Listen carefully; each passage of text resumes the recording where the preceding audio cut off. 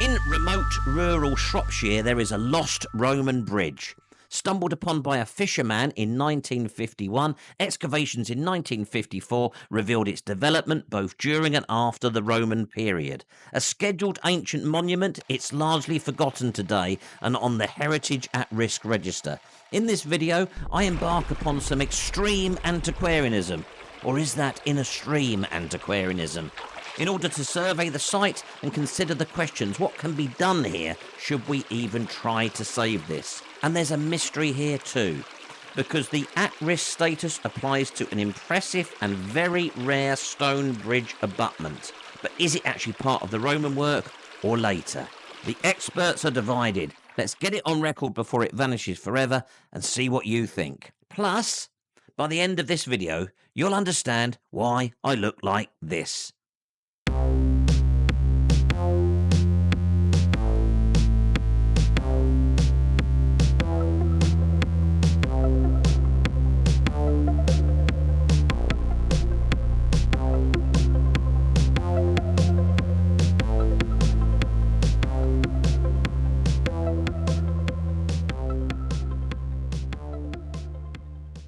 This is the great thing about Roman roads, tracing them in the landscape. You wouldn't think so, but that little stretch of country road there is a Roman road. It's actually Watling Street, but not Watling Street as you know it.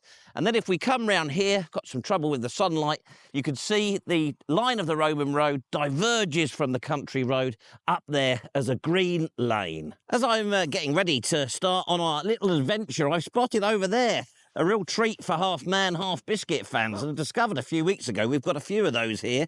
I can see the Wrekin. Hopefully you can too. Halfway up the Wrekin, with an empty cup of tea, a rock descends and takes away my visibility. Come on.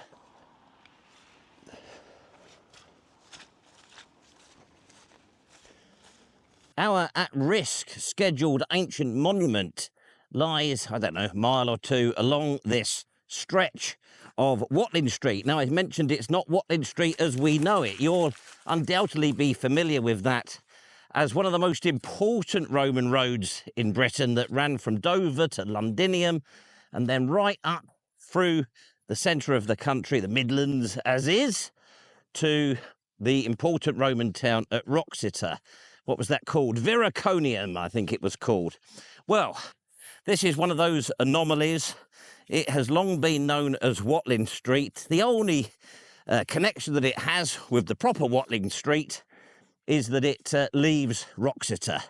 But it's effectively the continuation of the Roman road that ran south from Chester to Wroxeter, and then we're on the bit that joined Wroxeter to the Roman settlement at, now let me get this right, Bravonium, I think it's called. I love that. Bravonium. It's like celebrating the conquest in the name of a settlement. Terrible light in today, but I don't know if you can make out there. The Roman road, this stretch of it, is quite sunken here.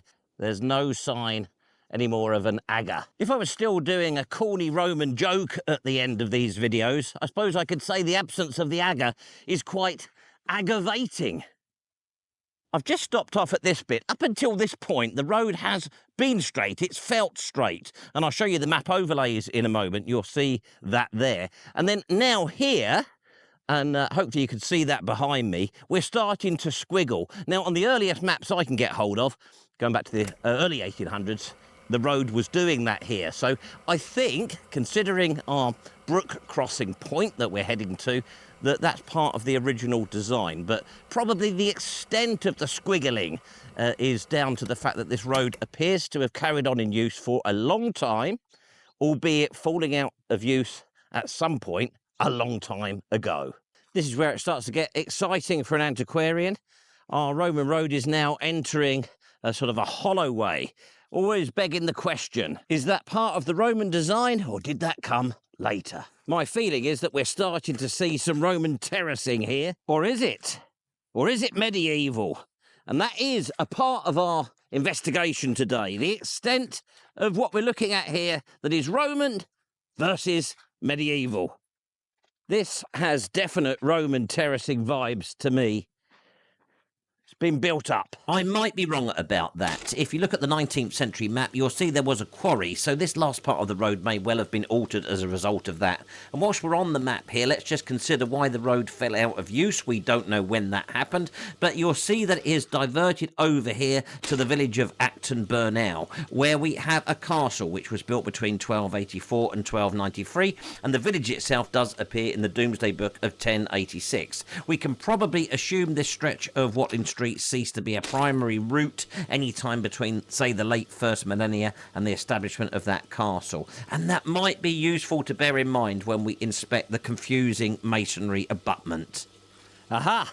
Here I can see those alluring hatchings on the map. They're starting to appear before mine eyes. Sorry about the cod, mine eyes there. It's all this talk of medieval. You can see the path in its current form is tracking off there, but if we scan round, there is the start of our Roman bridge abutment. I better give you the warning, don't try this at home. It's pretty treacherous.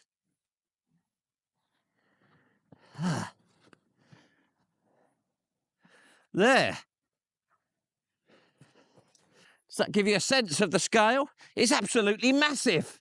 Okay, so we are now looking at the bridge abutment, the mighty bridge abutment on the eastern side of the beck. Now you'll see up there, there's a tree growing out at the end of it, but this is where it ends on the eastern side. You can see the beck down there, and then that's the western abutment. I doubt very much you'll get a sense of the scale of it there, but looking off the eastern abutment and down to Row Beck, it's about 40 feet. That was all on the northern side of the eastern abutment. This is now on the southern side. And rather wonderfully, there's quite a lot of what seems to be good quality dressed stone laying about in various places, embedded in the embankment. And I'm now in the beck to get this shot. So there we can see, I mean, I think that's probably the most powerful demonstration of the sheer scale of this thing. So that's the eastern abutment above the beck. If I swing round up there, that's the western abutment. Now, you may have noticed there's a little bit of a change in the weather and in my wearing apparel. I'll tell you about that in a moment. But in case these trees are masking the sheer scale of this impressive surviving Roman bridge abutment, have a look at the LiDAR here, strip the trees away, and you can see just how massive this thing is. I am in Row Beck. Access to the western abutment is restricted. They've got this sign, but the size and scale over there is the same. And interestingly, if we look at the LiDAR, we can see that there's a constructed cutting to ease the gradient on that side. But I couldn't get to see it because someone's put a plantation on it. I am very confident that most of my demographic will remember Mr. Ben. You know, when that shopkeeper used to appear and then Mr. Ben would change his wearing apparel and go off and have adventures. Well, that hasn't happened. A shopkeeper didn't appear here. But shortly after I had finished filming what you've just watched, part one, it became very apparent to me that from a health and safety perspective, I was not going to be able to get access to the stone bridge abutment. The beck in the steep, slippery ravine was absolutely raging, and I only had walking boots on. So somewhat dejectedly, having driven nearly 3 hours to get there, I had to turn round and go home. Anyhow, it's now a week and a half later, something like that. I've managed to find my disgusting old Wellington boots, which look like that because I do so much work in my garden. And I've returned and am now able to complete this mission. And fortunately, the water levels have dropped a bit as well. Oh, and whilst we're on the subject of health and safety, please don't drive your car sideways up the motorway with a great big enlarged version of your head sticking out the window. It is not compliant with 2024 health and safety. Don't do that at home. At this end of the bridge abutment embankment, I found what I think must be the area where they did that 1954 excavation. There's a clear sort of cutting through here. Now, what they found was that this bridge abutment had been built on top of the first iteration of the road, which was a significant structure, 30 feet wide with really good quality stone flags. So this bridge abutment was a later development of the Roman road. But nonetheless, they were confident that this huge bridge abutment was Roman. It had been built on top of that first iteration of the road.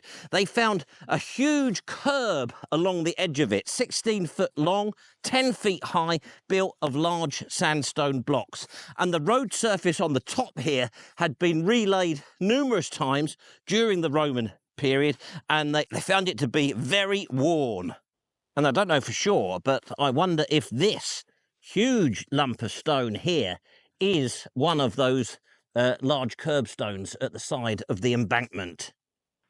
Now, I am worried that the flattening effect of the camera is not going to show you how steep this is, so I thought I'd climb up this bit here with the help of this old person's walking stick that I've brought back, having learnt my lesson on the first visit. Look at this Roman stone just laying all over the place. Now, hopefully that gives you some sort of impression of it. Now, this walking stick, incidentally, was brought for me by my dear, long-gone, late grandmother when I was about 6 or 7, something like that. It wasn't hers. She brought this specifically for me from the Lake District.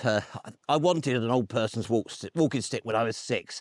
That's just the sort of kid I was. And whilst we're on the subject of my sort of action antiquarian man type get-up for today, for this extreme antiquarian adventure, these boots, I noticed the other day, I was looking at one of the very first attempts at making a video. I had a run at this YouTube thing back in, I think, 2012, 2013, something like that. And when these were brand new, long before they were destroyed by all that hard work I've put in the garden, they appeared on that when they were brand new and I was a lot younger. And then the last bit of art inspection for the abutment is there. This is that sunny bit of Holloway that I walked up the other day. It's not sunny today. And I've noticed something really interesting over here. Look at this. We've got huge, great chunks of stone here. You know, possibly this is the start of the run-up to the bridge abutment. Now, this is the bit where it gets confusing and I need your help. So I'm stood below the eastern abutment just before a bridge would have sprung off across the beck. Now, if I bring the camera down here, you won't be able to see it, but over in the bank there, I'll put an arrow, is stonework. And then our really intriguing, is it Roman or is it later, bit is there.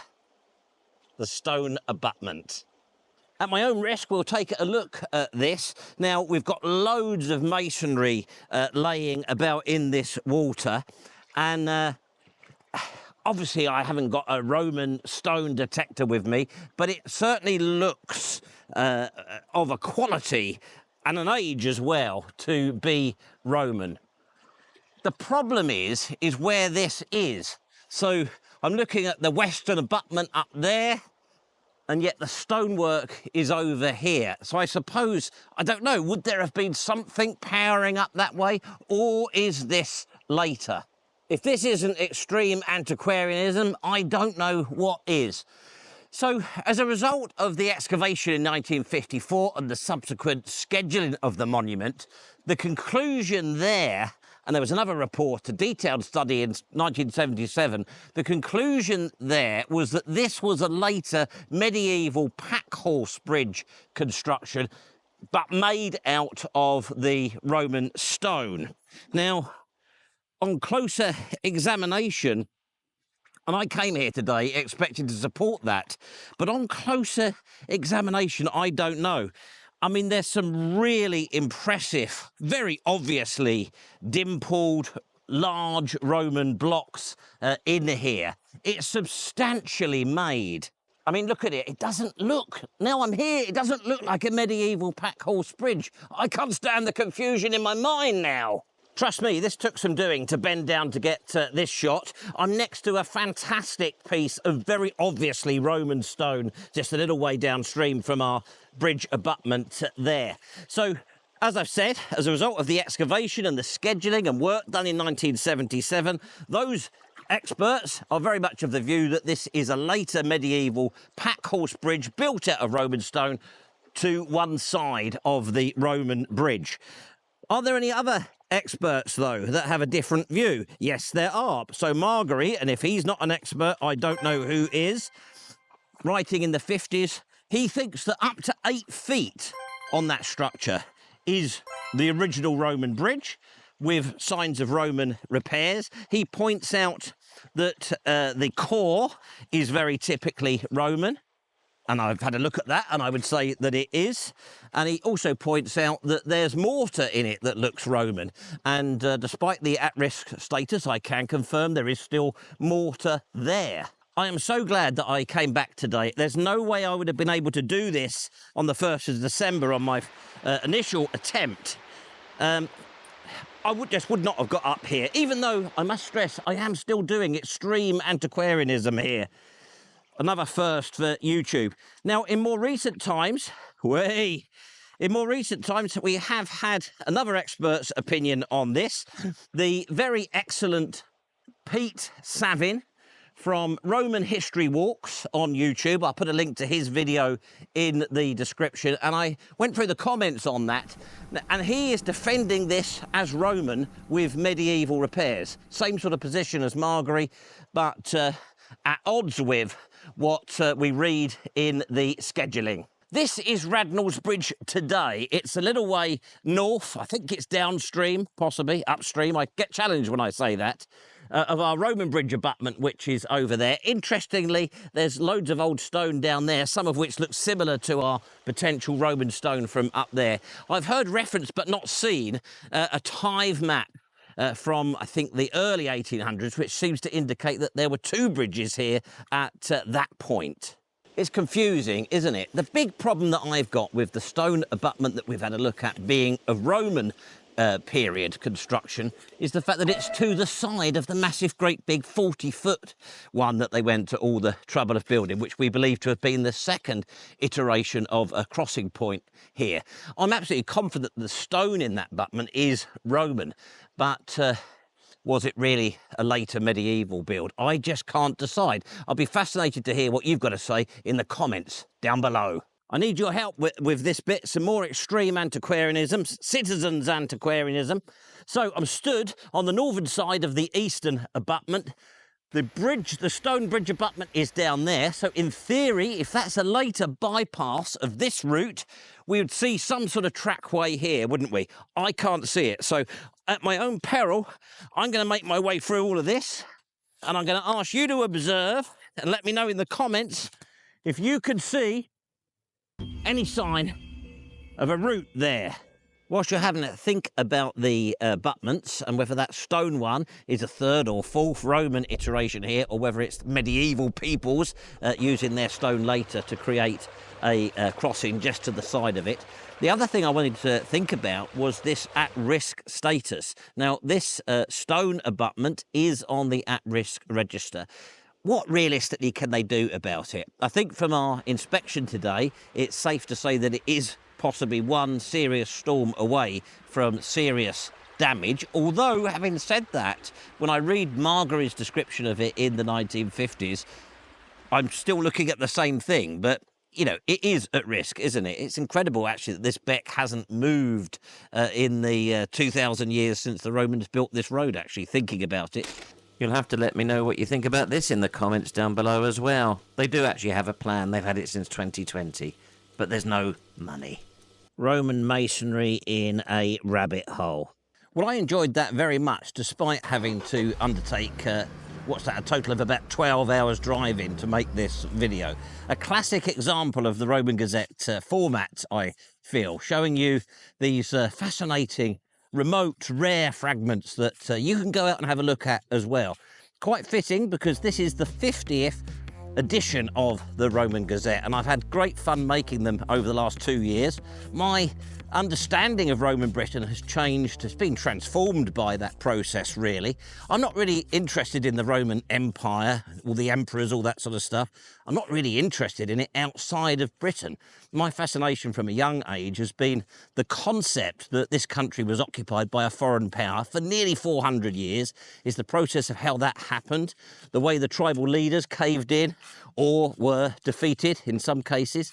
And then really it's about the end of the Roman Britain period. It's what happened afterwards, because unlike other member states, we seem to very quickly disregard that fantastic sort of infrastructure that had been created over that long period of time. And Roman Britain seemed to be sort of forgotten very quickly. I've also very much enjoyed coming back to Shropshire. I've not been here for quite a long time. It's a really beautiful, peaceful county. Quite a lot of tractors, but apart from that, it's a place you can really find some solitude. And of course, there's loads of history here as well. There's the beautiful Wrekin on my far gloomier return, and that's got a few stories to tell. We'll have to do that one day. It seems like a nice way to end the video, and I'm sure because it's the 50th Roman Gazette, it's going to be fine. I look forward to seeing you next week. Thanks for watching. Gosh, this ending really does seem to be going all right. I thought something was going to happen with a tractor. See you next time. Goodbye.